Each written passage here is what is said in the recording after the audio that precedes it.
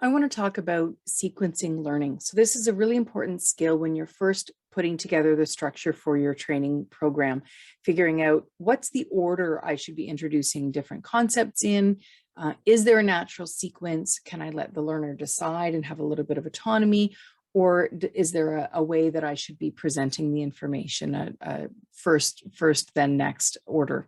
So there's four different ways that I want to talk about how you might consider sequencing your training. So the first is starting with why, and why admittedly is always a good place to start, especially with adult learners who want to really understand, why am I even taking this program and how is it going to help me? In this context, why really gets at the big picture thinkers. So the people who want to start conceptually before they move down into the detail. And you're going to have probably a mix of both who are taking your program. So how can you accommodate both?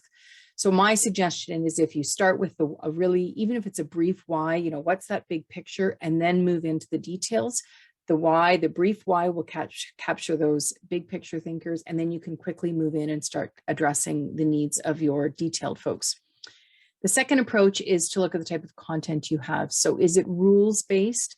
So straightforward, sequential, correct, yes or no, versus principles-based, which is more nuanced and maybe needs some discussion and some exploration. So the type of content you have will also determine what's the natural way that I present this information.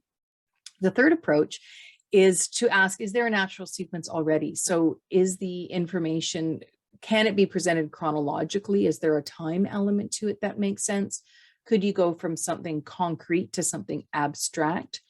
Or is there a whole that you can drill down into the parts? And the whole could feel a little bit like the big picture in the parts, and maybe it is, but I think there's a little bit of difference there as well. And then the fourth approach is to use Bloom's taxonomy.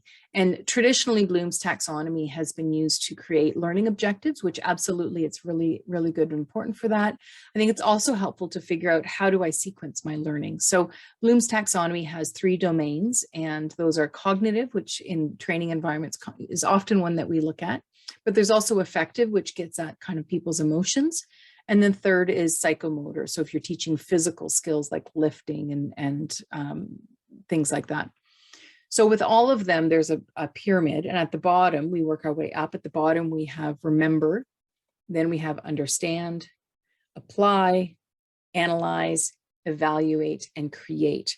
So so that's how we structure our learning objectives, but in terms of how we sequence the learning, starting with things that help them remember and understand first before you get into the higher ones like evaluate and create. So structuring learning to follow moving up that pyramid is also a helpful way.